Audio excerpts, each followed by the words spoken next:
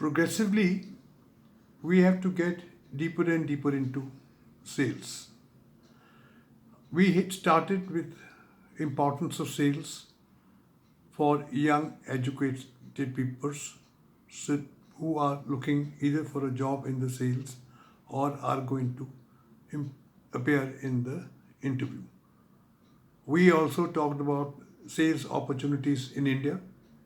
We talked about selling process. We talked about selling ability. Then we talked about types of selling, in which we covered direct selling, in which we covered service selling. Now, today, we shall be covering personal selling, which is of more importance than other type of sales. Personal sales is the sales which is now conducted mostly face to face. When I am there, you are there, we are talking. It could also be promotional methods. Promotional method means you create promotions and then execute the sales. There can be oral communication like one-to-one basis. There can be identification, developing of relationships with the high value customers and have the content and aim of closing the sale. In the digital world, the few things are going to change. But one thing, in case you are selling through net, personal face-to-face communication becomes very, very important. The advantage of face-to-face communication are that there is a high degree of personal attention, there is a customized, focused interaction on both the information and objection handling, and a deal can be arrived at on a quicker way. Personal selling is also a quicker way to sort out the technical and the commercial aspects of the sales. The face-to-face sale gives the sales force chance to also demonstrate the product. Frequent meetings between sales and the customer help in creating a better long-term relationships. Given the advantages, there are certain disadvantages also of the personal selling. That it is a very expensive way of selling. It's a way where one person is engaged with one customer and the cost of time, cost of person becomes very, very high. So we have to keep that in mind still. In a personal sale, first is trying to get the order. Then it is the providing complete details about order taking, then applying and helping for the technical and the administrative support. So, personal selling also starts with same principles of selling, that you first prospect and try to find out a customer whom you want to sell.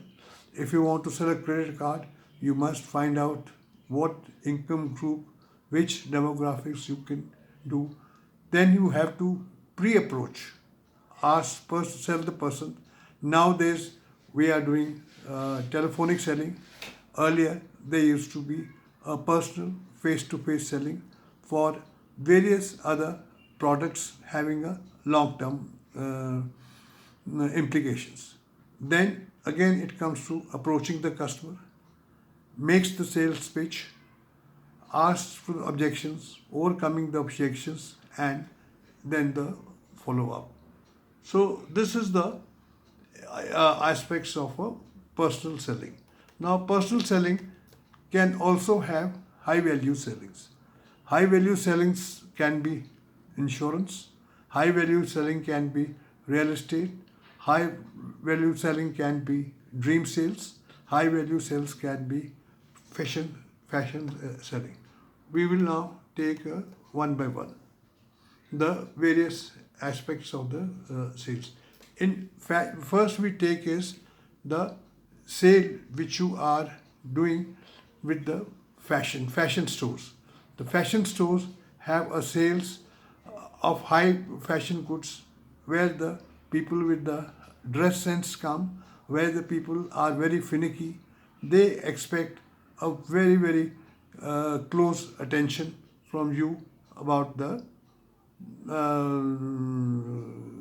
product information, and they also expect that you will be able to keep them happy.